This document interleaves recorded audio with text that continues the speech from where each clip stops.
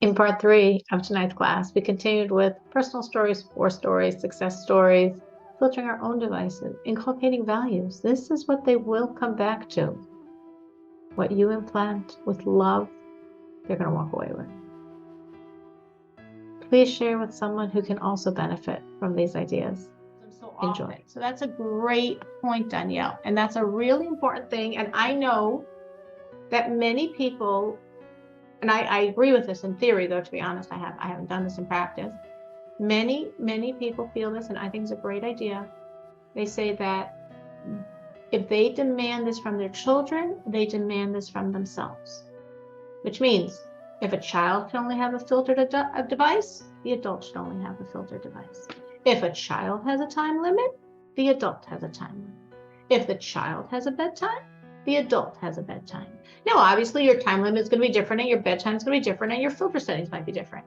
But the concept is the same. Your phone is filtered. My phone is filtered. Why am I filtering my own phone? Because I don't trust myself. Who knows? Things can come up. Who knows? I could be too tired. I could pop on something. You know what? I have to protect myself. I have to protect what my eyes see. If I see something, it's going to be with me for the rest of my life. So, not a question, I don't trust you. It's not a question, I don't trust myself. It's a question of who knows what can happen in today's world with all these things that sort of our phone like talk to us. You know, you have a bedtime on your phone. Mommy has a bedtime on her phone. You have filters. Mommy has filters. You have time restriction. Mommy has time restriction.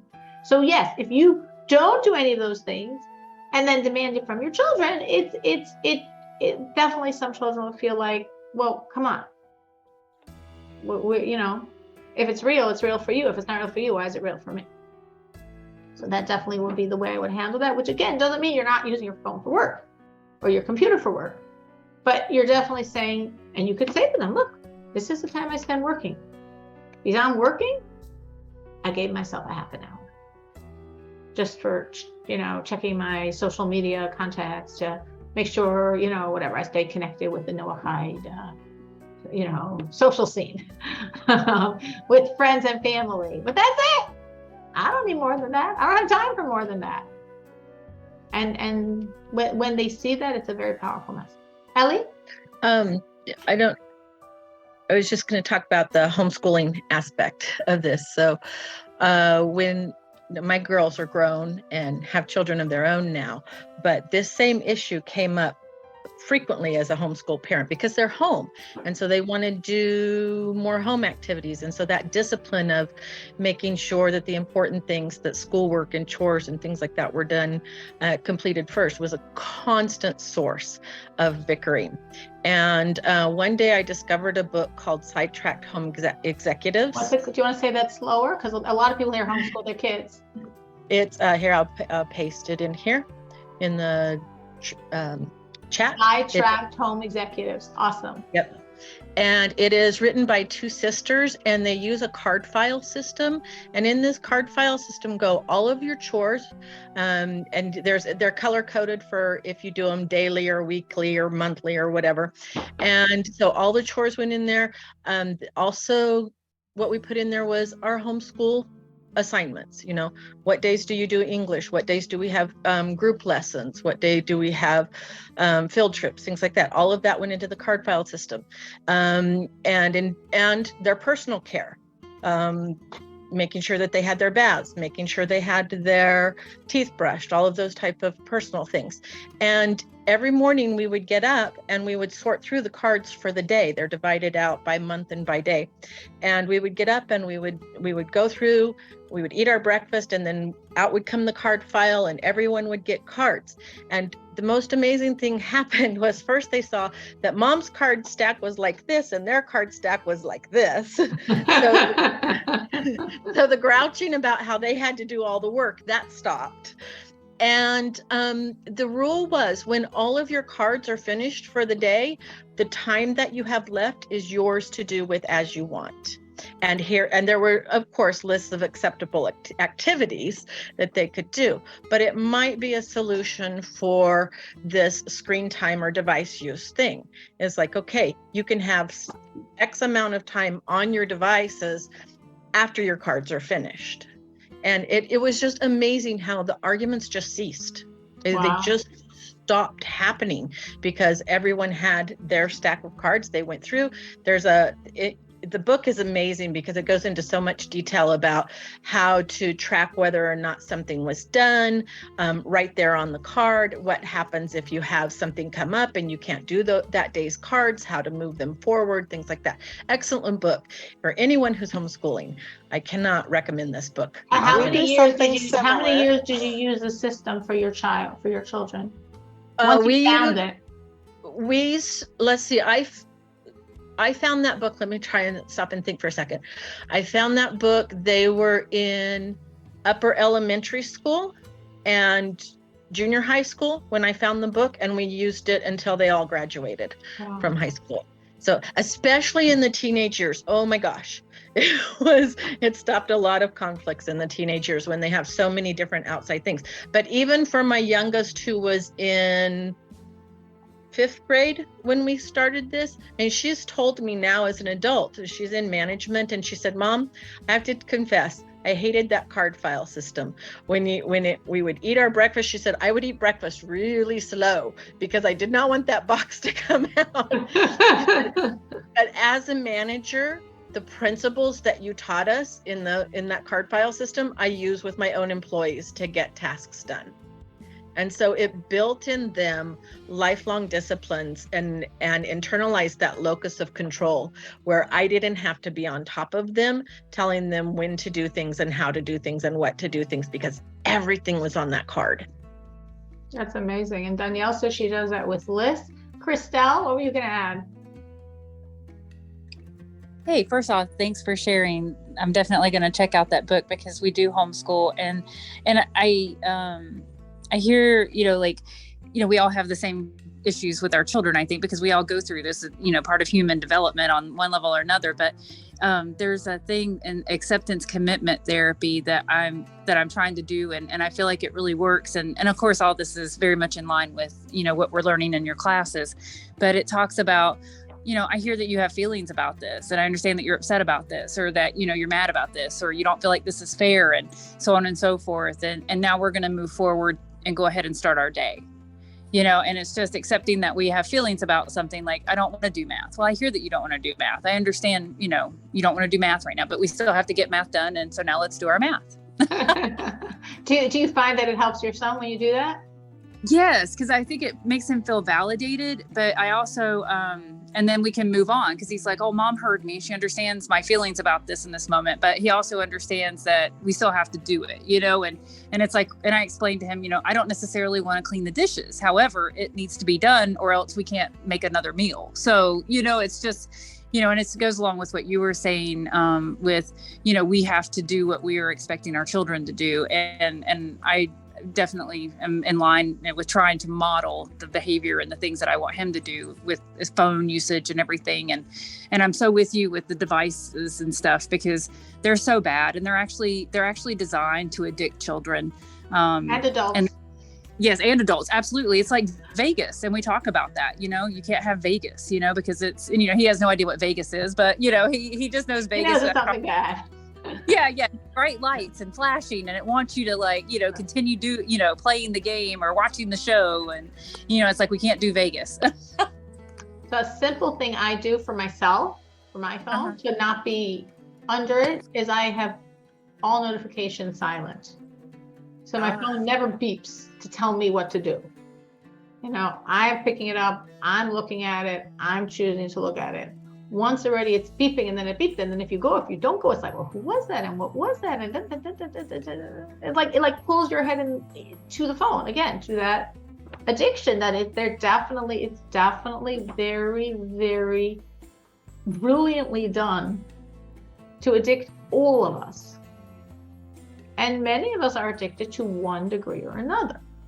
But we could be addicted in a way that we still function well, and it's a tool, and it's a minor addiction.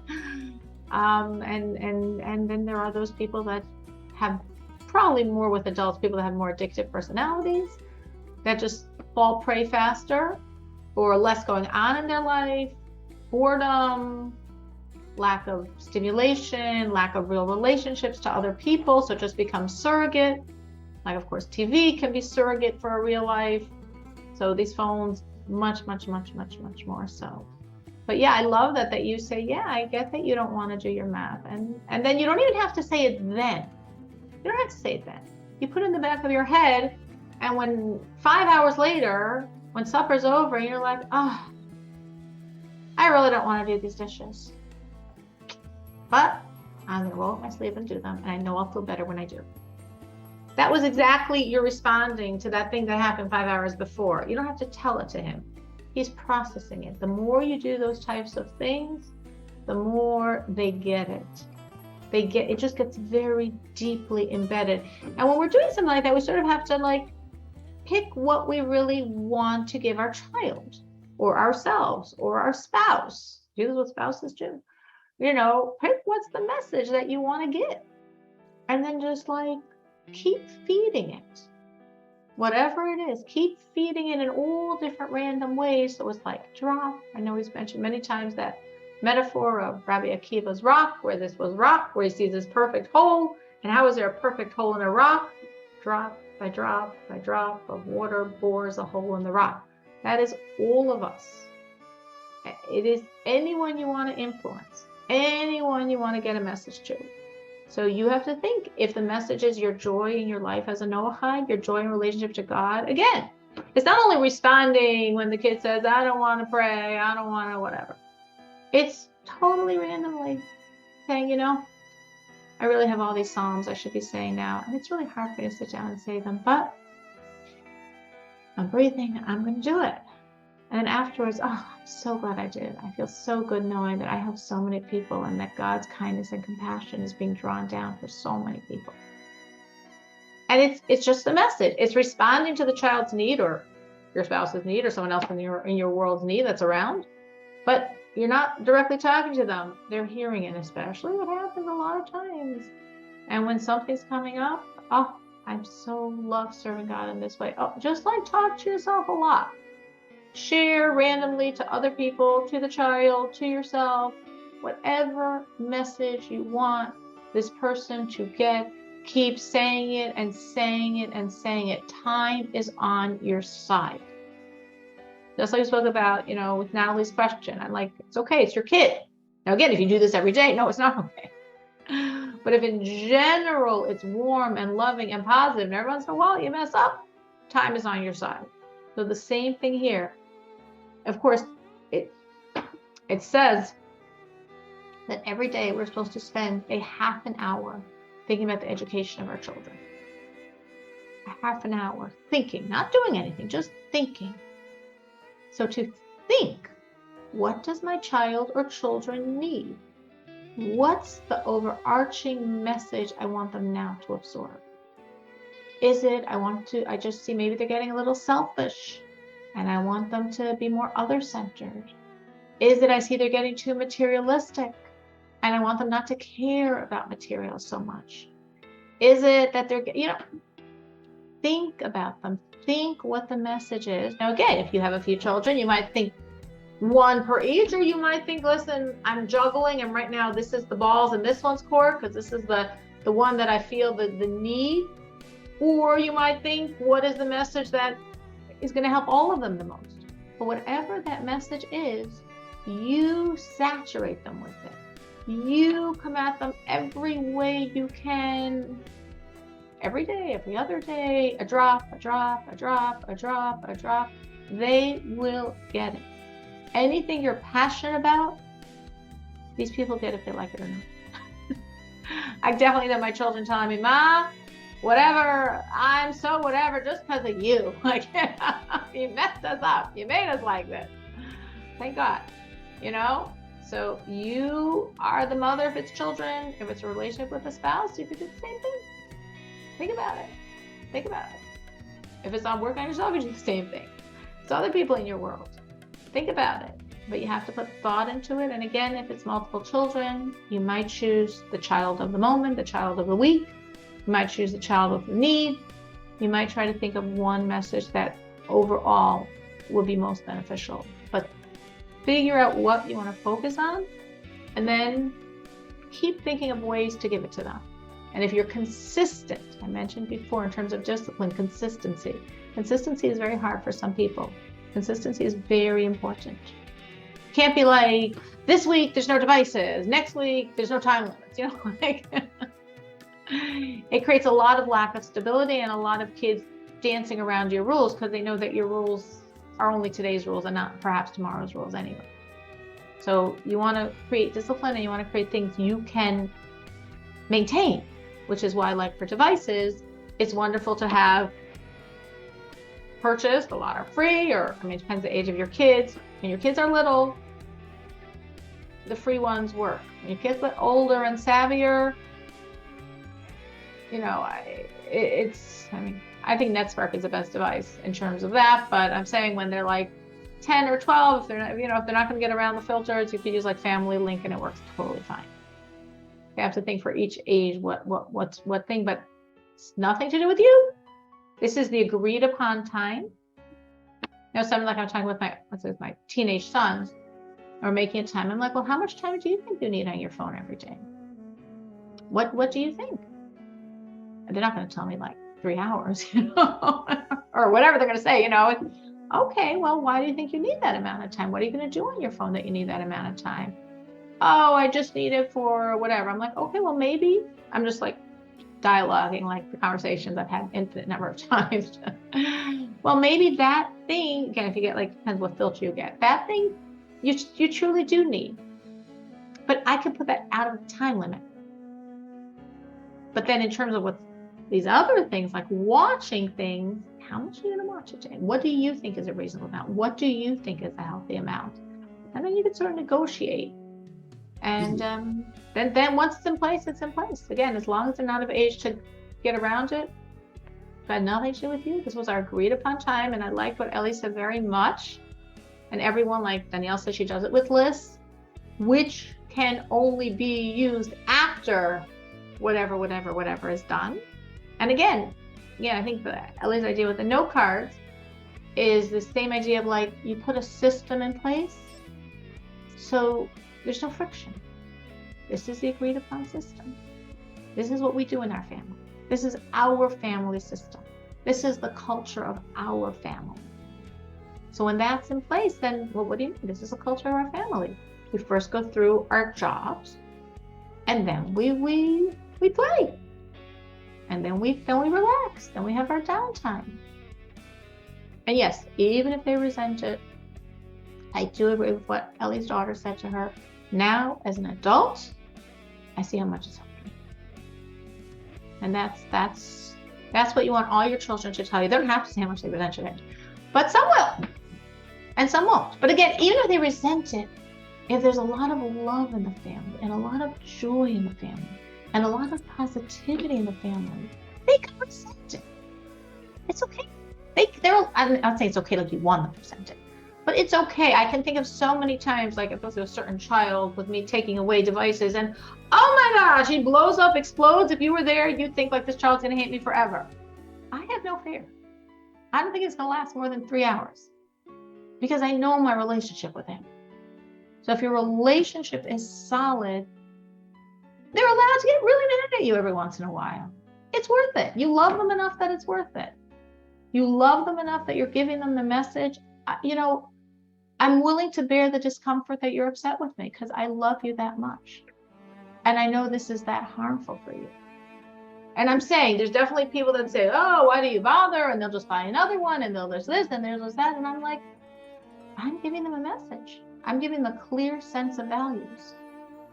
Because when your child grows up, if there's a good, loving relationship, they'll probably go back to your values. But if the values weren't clear, if the values were like wishy-washy, depending on the day or depending on the kid or depending on your mood, or you were scared to tell them no when you figured better I should say yes and I know what they're doing, than say no and not know what they're doing, then when they're up to coming back to your values, they don't have a clear sense of values. I think it's really important that the values should be very clear, especially for Noahides. Because Noahides, more than me, Your children are going to be a world where almost everyone they encounter is going to give them different messages than they have in the home. That's your reality at the moment. God willing, it should change, but at the moment, that's the reality. So therefore, the values of the home have to be so strong. And the home has to be so loving and positive. So like palpable, strong. So they know what's what. They know what's what. And they might go through stages where they're not interested, where they're going to dabble in other things. But they know what's what. So when they come back to it, if we say, things always come back to their roots. If the roots are loving, there's a lot of love and joy in your home, they're going to come back to their roots. Maybe not perfectly, maybe not exactly as you're doing it, but there'll be a certain percentage of the morality and values that you give them that they will maintain in their own life. Might not be as much as you want, but it will be there. The more consistently and clearly and lovingly you gave those values, you can rely that they're going to come back to it. Each child differently. Some children one way, some children another way. But the imprint of the home, and a loving home, and a stable home, and a consistent home, and a joyous home, and a home where you didn't let them do things that would be bad for them. It would be much easier for you to space out and let. I'm thinking it's a totally different dimension of it, but my special needs 9-year-old, he wants my phone also. Now he can't do anything besides look at the videos that happen to, have come on my phone through whatever, WhatsApp or something, or go on my WhatsApp and send messages to me. But I don't want him to have it, I'm not scared of anything he's watching, but I'm scared of him developing a emotional relationship with it per se, but just because I know it's really bad for people to be on devices. And I want him to develop his mind. And I don't want his mind to be stunted to a device.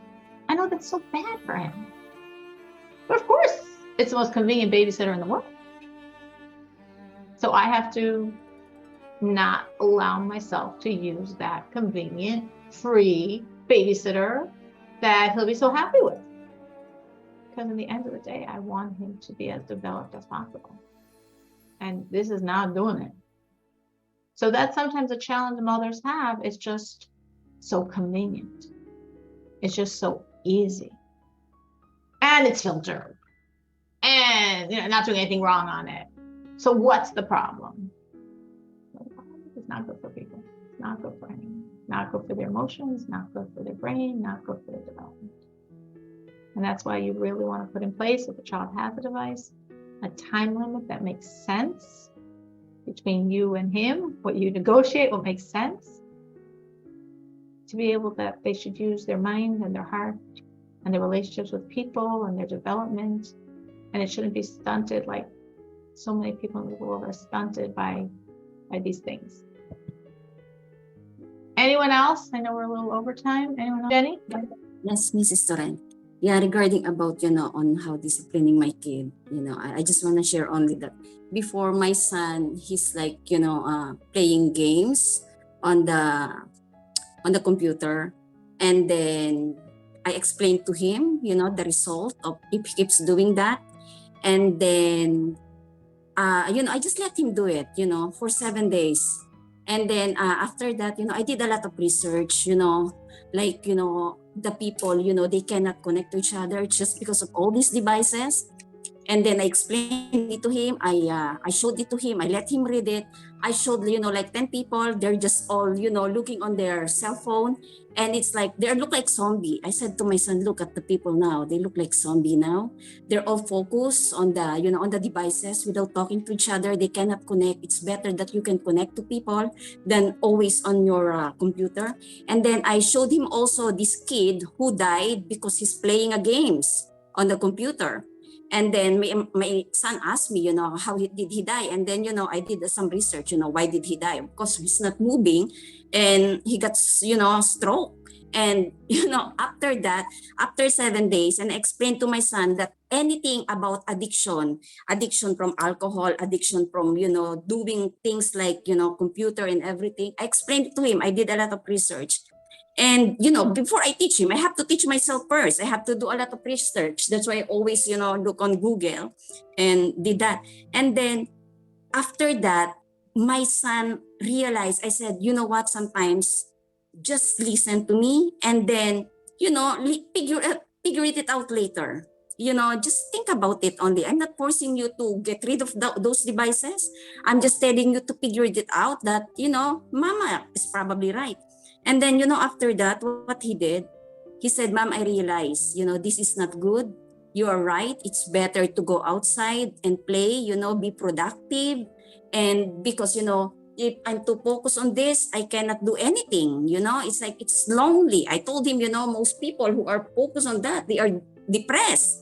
They are not productive. There are too many things to do, like commune to the nature, play and communicate to people. And then after that, he said, Mom, what I realized, you're right. And he sold his devices. He sold his games. And, at the age of 10 years old, he figured it out. Because, sometimes before I realized, for us to be able to reach out with the kids, for them to listen to us, we have to establish first, build a good relationship, like a loving, caring relationship. That way, they will listen to you because they are connected. Because kids don't listen if they are not connected. But if they feel connected with the parents, it's a lot. I'm not saying that they can listen all the time, but 90% is they can understand you. And that's the most important, to teach them to be understanding, And I'm not expecting too much from my kid. I want him to be his own individual. I always tell him the result. What will be the result? You always have to think about the result. I said, if you do that, what will you gain? What will you benefit? All you're gonna get is, backache. And, it's so depressing. You're not doing anything. You're just focused on that. And it's like, what? And then I also, teaching the kid, what they really love to do, their talent. So I always told him, just do what you love to do. And and so I'm teaching him something about, some about money, to be productive. What's your dream? We're talking about that, and always tell him that, to be productive, maybe you have to be more creative, think out of the box. And now my son, it's like, honestly, I think he is in a right track.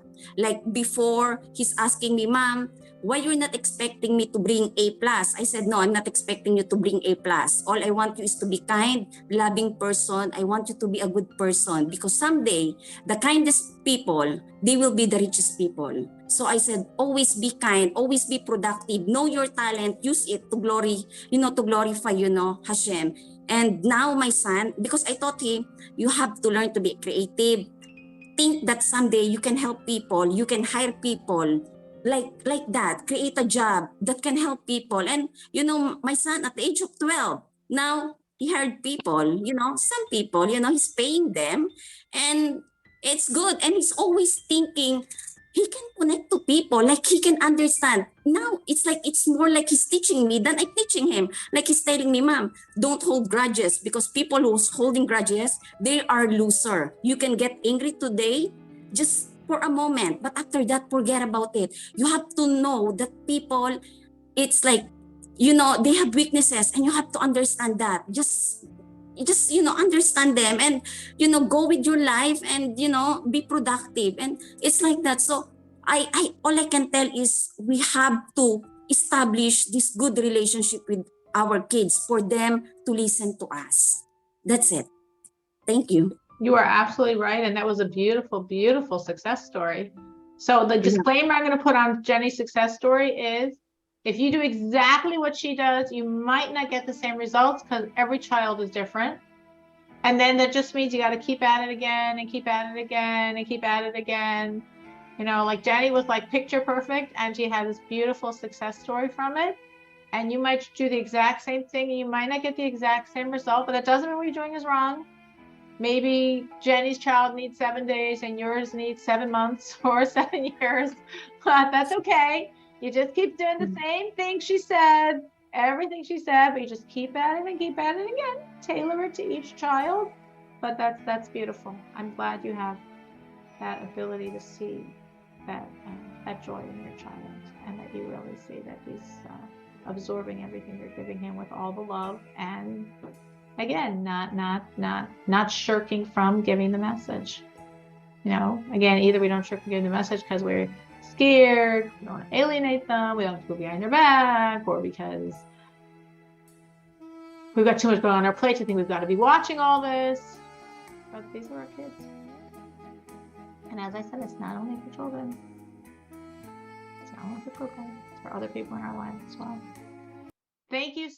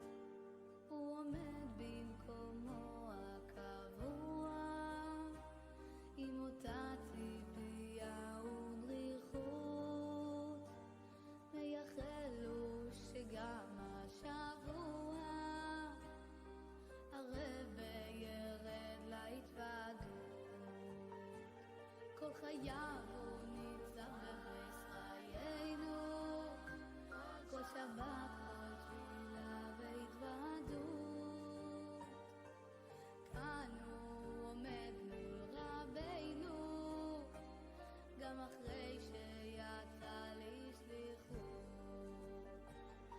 לפתע מתוך הרוח פורצו בבחין אמורים,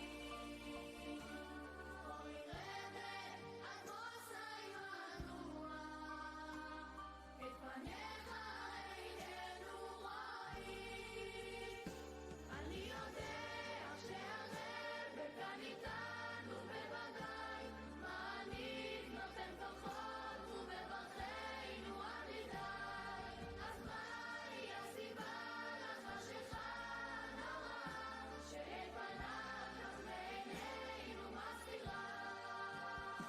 הרבי פה הוא המנהיג, הוא הרואה הנאמן, הרבי חי את בני אבות, נושא אותם כהרחמן. עד מתי נמשיך לסבול את הגלות האיומה, שכל גילוי מאיתנו מעלימה? רבי, אנו הילדים, ילדיך, ואנו מתגעגעים. רצוננו לראות את אבינו מלכנו. גם לנו מגיע לראות את פני הקודש, לשמוע את הכל, לשמוע ולראות את הכל.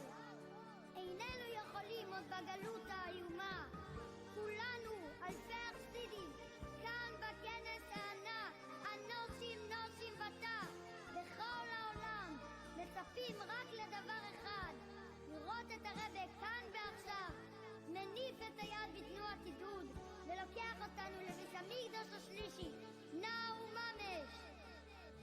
רבי, אנו בטוחים, מאמינים באמונה שלמה שהרגע כבר מגיע. אנו מבטיחים להמשיך ולפעול בכל המרץ ולהיצמד בדיוק להוראות שקיבלנו. לא ניכנע לחשכת הגלות, אפילו לא לרגע. אנו, פנסאים אמיתיים, נאיר את החושך ונהפוך אותו לאור. בשבועות והחודשים האחרונים, כל אחד מאיתנו, חיו להציב את השם בארץ והעולם, הוסיף עוד ועוד מעשים טובים. התכוננו לקראת ג' תמוז במחשבה, בדיבור ובמעשה. רבי, אנחנו מבטיחים, לא נפסיק לרגע לגרום לחס רוח, מעשה ועוד אחד, עד שתבוא הגאולה. וברגעים המיוחדים האלו, בואו נזעק יחד. עד מוסר! עד מוסר! עד מוסר! ריבונו של עולם, דלוי גולוס, רצוננו לראות את מלכנו. זוכרו את שנות הילדות, כשעם אביו הוא נכנס לחידוש, הוא חי את המעמד הנשגב, שלעולם לא ימוש מעיניו. עכשיו כשעם בנו הוא מגיע, רגשותיו מציפים את כולו. אוי כמה ימתין לי לרגע, בו יזכה ליחידות משלו. אני יודע שהרבי כאן איתנו בוודאי, מנהיג נותן כוחות ובברכנו עמידי, אז מהי הסיבה לחשיכה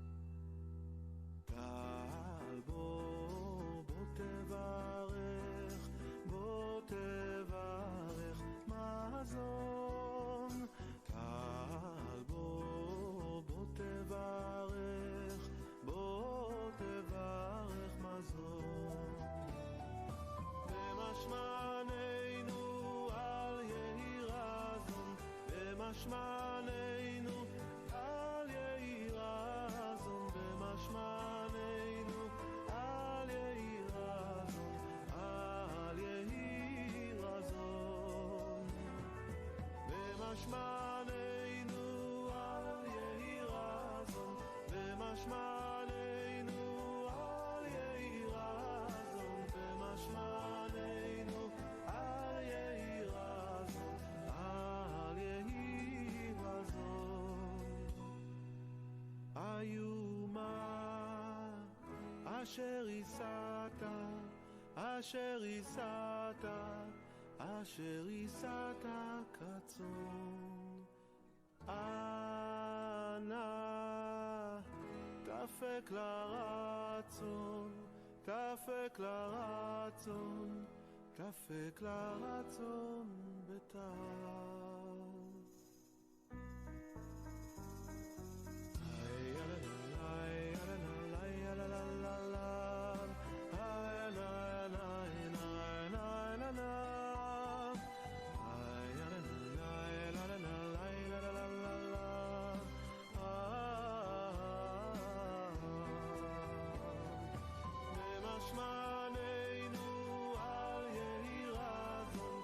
במשמענו